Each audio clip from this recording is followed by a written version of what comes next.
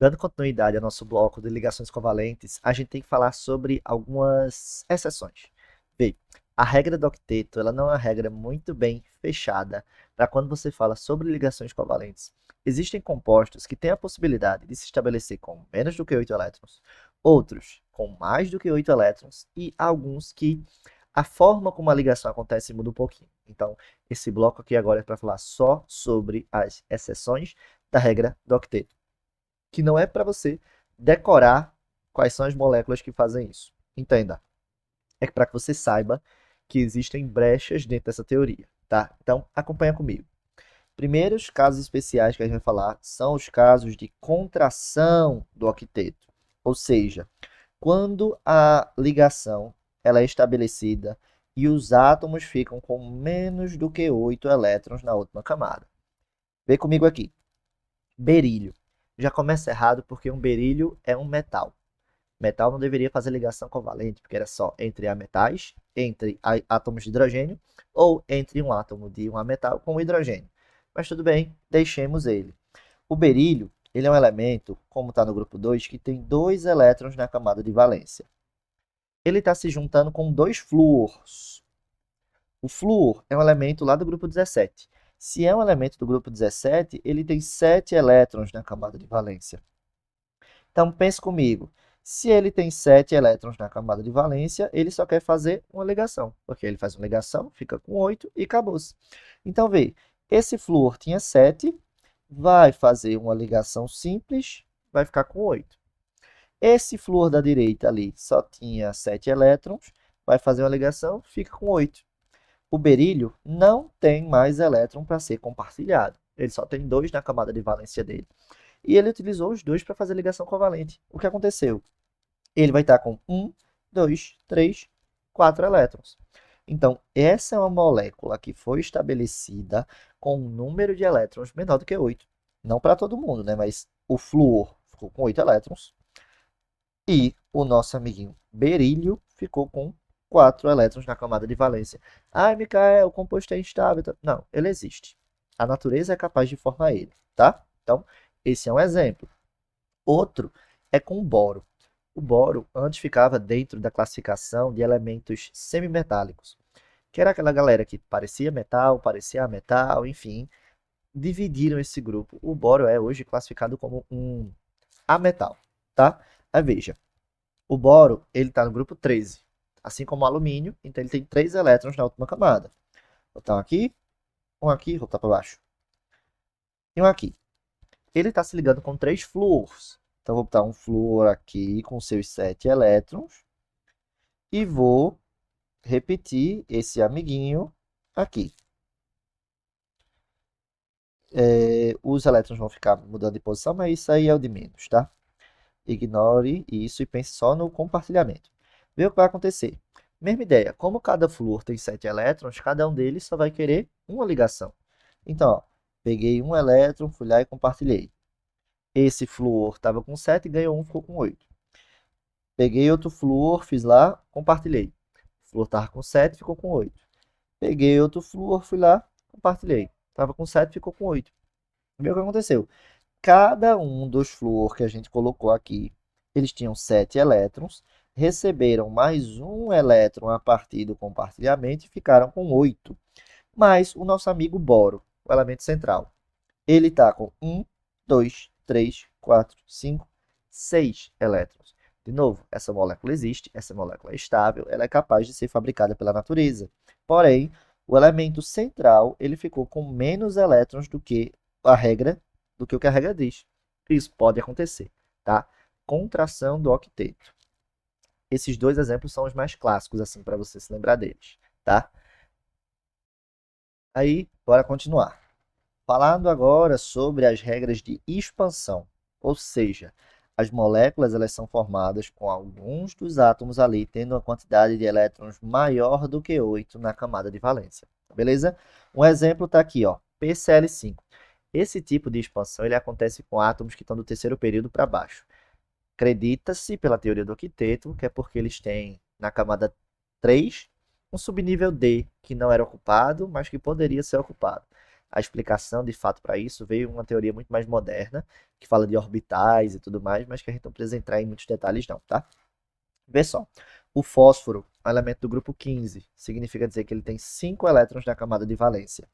E ele está ligado com 5 cloros. Lembra que o cloro é um elemento do grupo 17, tem 7 elétrons na camada de valência. Olha o que, é que vai acontecer. Vou botar o fósforo aqui e vou botar 7 elétrons para ele. Ou 5 elétrons, né? Que ele é do grupo 15. Botei muito, tá aqui. Pronto, 5 elétrons. E eu vou botar 5 cloros. Então, um cloro aqui, um aqui, um aqui, um aqui e um aqui.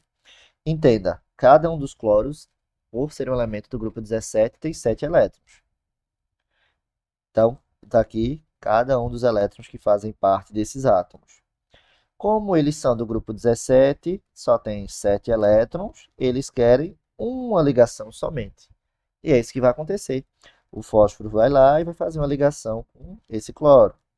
Fez isso aqui, fez também, fez também, fez também. O que aconteceu? Cada um dos cloros completou lá o seu octeto. Por quê? Estava fazendo a ligação covalente e recebeu um elétron, ficaram com 8. O problema é o nosso amigo fósforo, porque veja, ele já tinha 5 na camada de valência dele. Agora ele tem 1, 2, 3, 4, 5, 6, 7, 8, 9, 10. Então, cada um dos cloros ficou lá com 8 elétrons na camada de valência, mas o fósforo ficou com 10 elétrons. Está passando do que a regra do octeto diz, mas esse composto também existe, ou seja, é possível que um átomo se estabeleça com mais do que 8 elétrons na camada de valência. Outro exemplo que aparece para a gente é o caso do enxofre.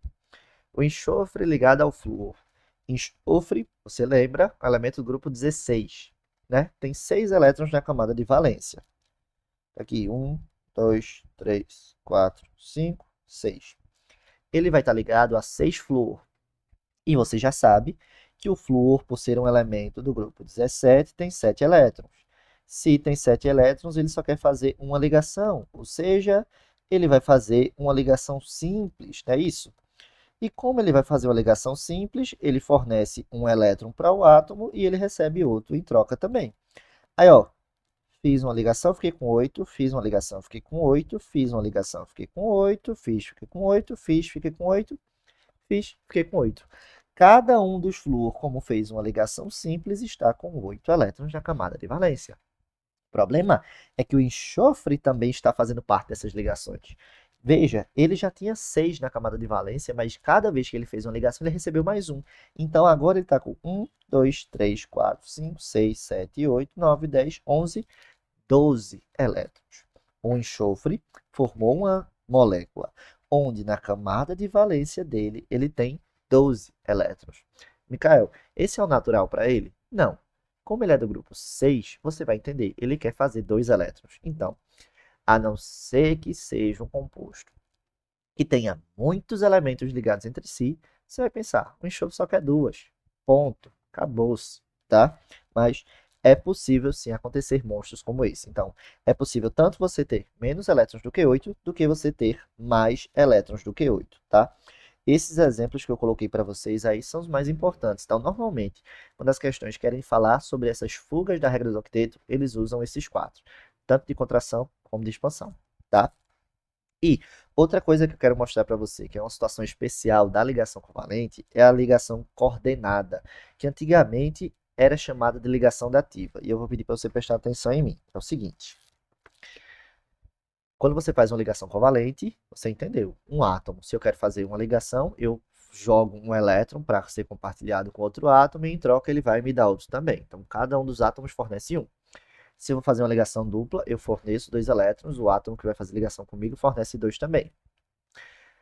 Mesma coisa na ligação tripla, forneço 3, o outro fornece 3, acabou-se. Mas existe uma situação chamada de ligação coordenada, que ao invés de um átomo ceder um elétron e o outro átomo ceder um também, somente um dos átomos fornece o par completo. Então, esse outro não vai fornecer nada em troca, porque ele não tem condições de fornecer. Ponto. Certo? Guarde isso. Pense comigo e vamos ver uns exemplos aqui.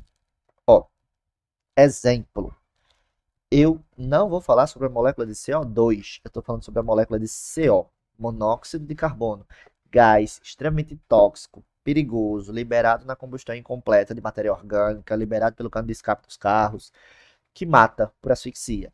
Veja, carbono, 4 elétrons na camada de valência, certo? Vou deixar aqui, 1, 2, 3, 4. Oxigênio, grupo 16, tem 6 elétrons na camada de valência. 1, 2, 3, 4, 5, 6. O que acontece? O carbono, por ter 4 elétrons na camada de valência, ele precisa receber mais 4 elétrons. Então, ele deveria fazer 4 ligações. O oxigênio, como tem 6 elétrons, ele só quer mais 2. Então, ele só vai fazer 2 ligações. Ou 2 ligações simples, ou uma ligação dupla. Que é o que vai acontecer aqui. Veja, peguei o carbono e peguei o oxigênio. Fiz uma ligação, fiz a outra. Uma ligação dupla. Esse oxigênio tem 1, 2, 3, 4, 5, 6, 7, 8 elétrons. O oxigênio está ali, estável, de boa. O carbono só tem 1, 2, 3, 4, 5, 6.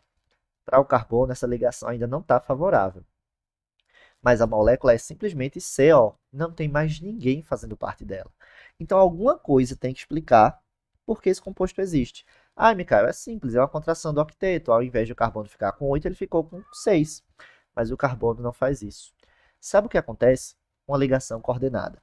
Observa que o oxigênio tem esse par de elétrons e esse par de elétrons que não está fazendo ligação, que é o que a gente chama de pares de elétrons livres, tá? Vou deixar aqui, elétrons livres. Esses elétrons livres, eles podem ser colocados para fazer parte de uma ligação covalente sem você receber nada em troca. Então, o que é que o oxigênio faz? Ó, eu vou pintar de outra cor os elétrons do carbono para a gente poder diferenciar. Ao invés de fazer uma ligação com um elétron vindo do carbono e um elétron vindo do oxigênio, o oxigênio diz o seguinte, ó, eu vou pegar esse meu parzinho aqui e vou colocar para fazer a ligação. Veja, esses elétrons, eles não deixam de ser do oxigênio. A diferença é que agora ele colocou naquela região que pertence tanto ao carbono quanto a ele. Então, veja o que é que vai acontecer. O oxigênio vai ter 1, 2, 3, 4, 5, 6, 7, 8 elétrons. O carbono vai ter 1, 2, 3, 4, 5, 6, 7, 8 elétrons. Essa ligação aqui, ó, essa ligação é o que a gente chama de ligação coordenada. É quando o par de elétrons vem somente de um dos átomos e não um elétron de cada. Essa ligação coordenada, antigamente, era representada como uma seta na direção do átomo que estava recebendo os elétrons. Hoje em dia, ela é representada como uma ligação simples. Então, veja, se eu fosse representar essa molécula usando os traços, eu ia deixar assim, ó. Aí você dizer, pô, Micael, então quer dizer que o carbono está fazendo uma ligação tripla com o oxigênio? Você poderia pensar isso, mas você vai pensar isso não, porque você é inteligente. Você vai saber que o oxigênio ele só consegue fazer 2 ligações mesmo, normal. Então, o que está acontecendo é uma ligação dupla e uma ligação covalente, tá? Que antigamente seria representada assim, tá? Ligação coordenada. Olha outro exemplo, quando a gente tem a molécula de ozônio. Você tem 3 átomos de oxigênio. Lembre que cada um dos 3 tem lá 6 elétrons na camada de valência. Então, vou deixar aqui, ó.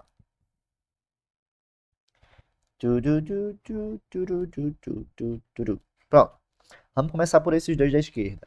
Cada um tem 6, cada um quer fazer 2 ligações. Então, eu vou lá e, ó, põe, põe. Esse oxigênio tem 1, 2, 3, 4, 5, 6, 7, 8. Ele está completo, fez uma ligação dupla. Esse do meio tem 1, 2, 3, 4, 5, 6, 7, 8. Fez uma ligação dupla, está completo. Mas a molécula é O3. Esse átomo aqui, de alguma forma, ele tem que fazer parte disso. Mas, se ele fizesse uma nova ligação covalente com algum dos dois, o átomo de oxigênio ia ficar com 10 elétrons. E não tem como o átomo de oxigênio receber 10, porque ele só vai realmente ficar com 8. O que acontece? Uma ligação coordenada.